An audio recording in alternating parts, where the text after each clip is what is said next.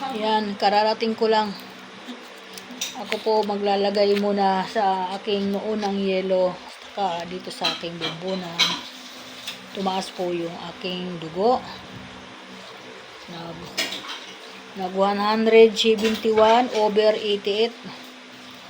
Mga guys. Kasi po nanggaling po kami sa anak ko sa Quezon City para umatin sa kanyang kaarawan. Ang nangyari po, nagkagulo ang mga anak ko. Ang anak kong dalawa, si DC at si Lani. Medyo nahirapan po ako magsaway. At talagang talaga sila.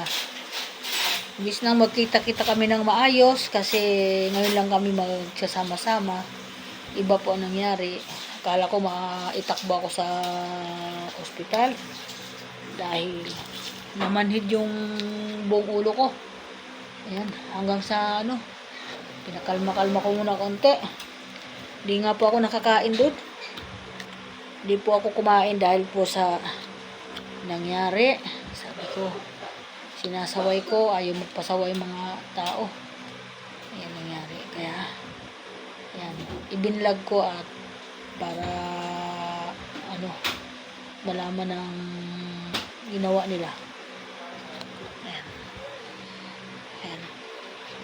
Kararating-rating din ho namin dito para kasi medyo matraffic din. Shortcut nga po kami kung saan kami nag-shortcut para makarating kami ng maga kasi parang ang ulo ko dinadaganan ng batong mabigat. Yan po nangyari. Kaya kumuha agad ako ng ito, lagi naka-ready ito sa akin kasi pag sumasakit nga ang ulo ko, inilalagay ko po. Hindi ko naman po nilalagyan yung aking bato kasi baka magbuo ang dugo, pumutok ba. Kaya ito na lang.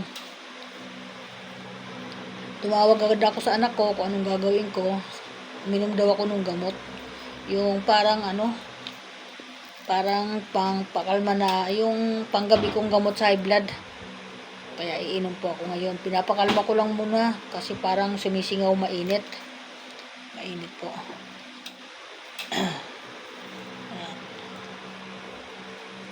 Pahinga muna mga guys. Papahinga ko muna yung aking ulo. Siguro madadala na ako magpunta-punta sa mga ganyang may birthday kahit mga anak ko. Sabi ko, hindi na muna ako pupunta sa mga ganyan. Araw pa naman na malapit na ngayon ang mga magpapasko ngayon, magbabagong taon. Siguro baka hindi na kami pupunta niya ng anak ko na sila kasi madadala yan. Yan ang nangyari. Okay lang yun. Basta tahimik lang po. Gusto ko tahimik ang aming kapaskuhan. Gusto ko tahimik. Mas maganda nga po yun. Kung di sila magsisipuntahan dito sa akin, bahala na. Yan na. Sama kasing pakiramdam ko. Grabe. Parang sumabog yung ulo ko. Hanggang ngayon, di ako makakain. Kasi nga po, parang manhid yung aking ulo. Yan nangyari. Yan. Kaya kami umalis ng maaga. Dahil para tumahimik. Matahimik na rin sila. Yung nagpaparaos ng kanyang birthday para makapag-birthday rin sila, makapagharap-harap sila ng maganda. Magkakapatid. Kasi nga, isinama ko yung isang kapatid nila para akala ko naman hindi mangyayari yung kanyang mga gagawin. Hindi. Tiwala naman ako dahil bago kami umalis dito sa bahay, kinausap ko siya na ayaw ko nang magulo. Sabi ko nga ganoon, kaya sumama ka kung di magpapasaway ka sa akin, kailangan ay ko nang may sinasaway, ayaw ko. Sabi ko, oo daw. Nga nangyari, dahil sa pera, siyempre, alam mo naman, ang pinag-aawayan talaga ng tao, pera. Wala nang iba.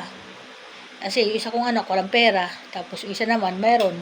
Nangungutang, hindi na pautang, kaya yan nangyari, nagkagulo sila. Yan nangyari, nadamay patuloy ako. Yan. Yan yun, wala talaga. Mayroon talagang ganun pamilya na minsan may magugulo. Isang ganun. Lalo na siguro kapag puro sila lalaki. Buti na lang mga naging babae sila. Mga naging tomboy. Mga iba. Ganun. Kasi kung lalaki sila, ewan ko lang. Meron nangyayari sa magkakapatid ng ganun. Nagkakasakitan sila. Kaya nga po, yan. Okay, thank you. Maraming salamat. Welcome to my vlog. At pinapakalma ko lang yung aking ulo dahil sobrang tumaas ang aking dugo para bumaba. Yan mga guys, kasi pag ganyan po yan, pag sumasakit yung aking dugo, mataas, masakit, para sumasabog yung aking ulo.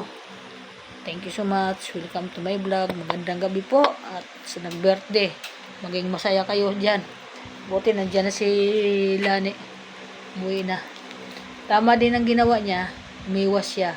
Hindi na niya sinalungat. Kasi pag sinalungat pa niya, lalong haba lang ang usapan nila. Yung mangyari. Ganyan dapat ang ginagawa ninyo. Pag ganun ang kapatid, ganun yung kapatid nila, iiwasan na nila. Wag na nilang sasabay-sabayan ng sagutan ng mga salita para hindi na humahaba. Wala na magsasalita na kung anong hindi maganda para hindi siya na na sasaktan ng mga ganun. Mapangit kasi yung sinasagupa mo pa yung kanyang init ng ulo. Kaya thank you so much. Bye-bye.